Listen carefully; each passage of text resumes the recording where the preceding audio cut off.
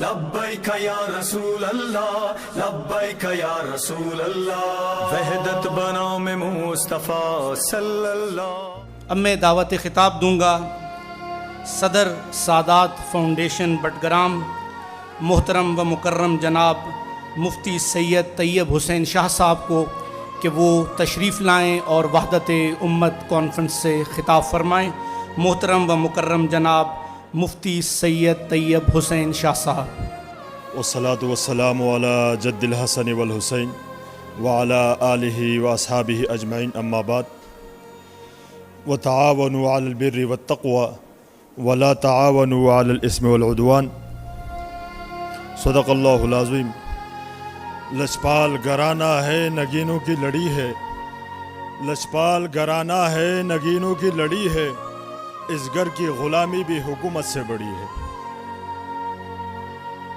سامعین محترم، جتنے ہمارے اکابرین آئے ہیں، میں اشعار اور احادیث کے الفاظ ان سب کو ترک کر کے ایک دو باتیں جو وحدت امت کانفرنس کے اعتبار سے میرے ذہن میں، وہ انشاءاللہ عرض کر کے اجازت چاہیں گے، اور انشاءاللہ ہمارا یہ تہیہ ہے کہ ہم ان بزرگوں کی باتوں کو سن کر اپنے مقام پر جا کر وحدت امت اور رسول اللہ صلی اللہ علیہ وآلہ وسلم کی کائنات میں آنے کی جو بنیادی مقصد تھا، ان کو انشاءاللہ لوگوں تک پہنچائیں گے۔ سامعین محترم، اللہ رب العزت نے ایسے عظیم نبی کو، جو تمام انبیاء کا سردار اور ایسا عظیم خطیب اور ایسا عظیم انسان پیدا فرمایا، اس عظیم انسان کے اوپر اللہ رب العزت نے ایک عظیم کلام پاک بھی نازل فرمایا۔ لیکن سوچنے اور سمجھنے کی بات ہے کہ ہم آج بھی اس دور میں بھی ہم تفرقہ بازی، لڑائی جھگڑوں اور امت کے توڑنے کے مشن میں آج تک ہم کامیاب ہیں۔ میں ان علماء کرام سے درخواست کروں گا کہ آخر وہ کون سی وجہ ہے، آخر وہ کون سی بنیادی بات ہے جس سے رسول اللہ صلی اللہ علیہ وسلم کی اس امت میں اتحاد اور اتفاق پیدا ہو۔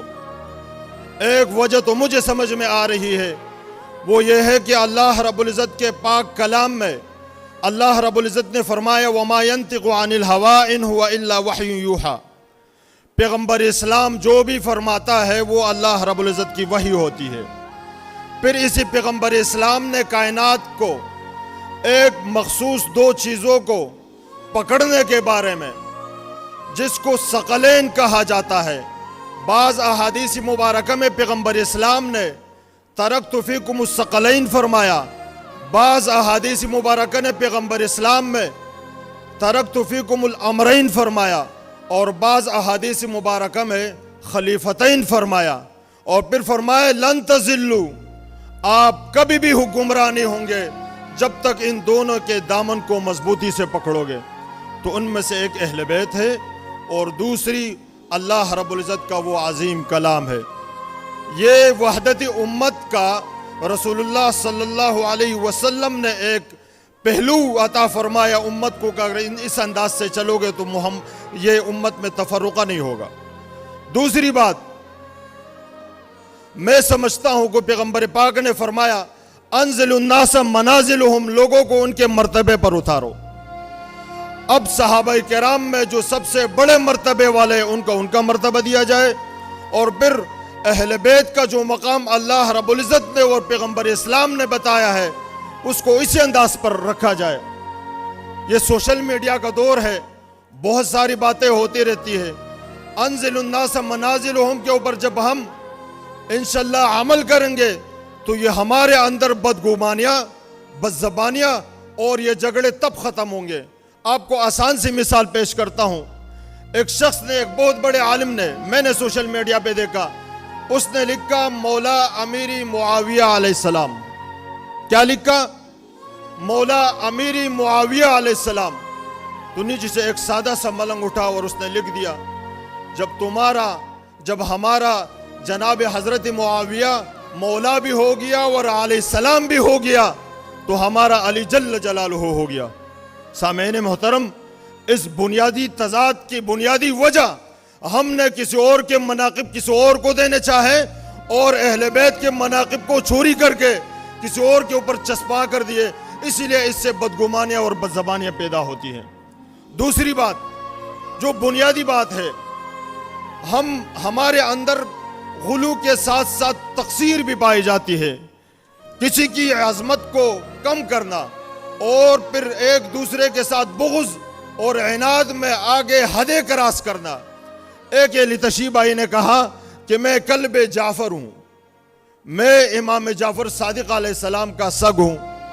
तो हमारी तरफ से गोटा, अगर तुम कल्बे जाफ़र हो तो मैं खिंज़ीरुल्लाह हूँ। कितनी जहालत की बात है। अगर एक तरफ से उन लोगों ने, अगर एक तरफ से गुलू किया जा रहा है तो दूसरी तरफ से तक़सीर का और कमी का बाजार गर्म है। सामईन मोहतरम, इसीलिए पैगम्बर पाक ने फरमाया अंज़िलुन्नास मनाज़िलहुम। और आखिरी बात, जितने भी हमारे बुजुर्ग बड़े खूबसूरत चेहरे, अल्लाह ताला इनका साया हमारे ऊपर, हमारे सरों के ऊपर तादेर कायम रखे। मैं समझता हूँ, मैंने ये सोशल मीडिया पे देखा है कि इनकी तस्वीरें लेकर उनके ऊपर लानत की जा रही है, इनको गालियां बकी जा रही है। इससे एक बात आखिरी, इससे कितना नुकसान होगा। तुहफ़त इमाम ज़हाबी ने एक किताब में लिखा है कि इमाम इब्न सक़ा बहुत बड़े मुहद्दिस थे। उसने एक जगह पर हदीस तैर जो हज़रत इमाम अली की शान में हुज़ूर अलैहिस्सलातु वस्सलाम ने फरमाया कि या अल्लाह, मेरे पास जब हुज़ूर अलैहिस्सलातु वस्सलाम को एक बुना हुआ परिंदा पेश किया गया, पैगम्बर इस्लाम ने हाथ बुलंद किया, या अल्लाह उस शख्स को भेज दे जो इस कायनात में तुझे सबसे ज़्यादा पसंद हो। तो अल्लाह रब्बुल इज़्ज़त ने हज़रत इमाम अली को लाया और उसने हुज़ूर अलैहिस्सलातु वस्सलाम के साथ वो परिंदा खा लिया। इमाम इब्न सक़ा ने एक महफिल में जब यह हदीस इमला करवाना चाहा तो लोगों ने सोचे समझे बगैर अहले बैत और हज़रत अली की वो मनाक़िब उनसे बर्दाश्त नहीं हुई। फिर उसके बाद उठकर उसको उस जगह पर हटाया और उस जगह को भी धोया और उसको दज्जाल भी कहा।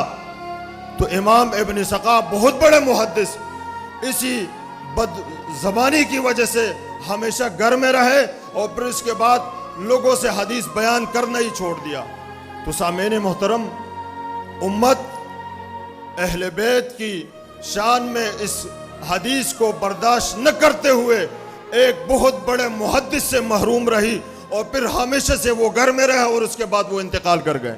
तो इसलिए हम चाहते हैं कि भाई इन फतवों से हमारे दिलों को और हमारे इन बुज़ुर्गों को ऐसा ना हो कि आप लोगों के फतवों से हमारे सरों से इन बुज़ुर्गों का साया ख़त्म हो जाए और उम्मत इन अज़ीम हस्तियों की उन अज़ीम काविशों से महरूम रहे। लब्बैक या रसूल अल्लाह, लब्बैक या रसूल अल्लाह, वहदत बनाओ में मुस्तफ़ा सल्लल्लाहु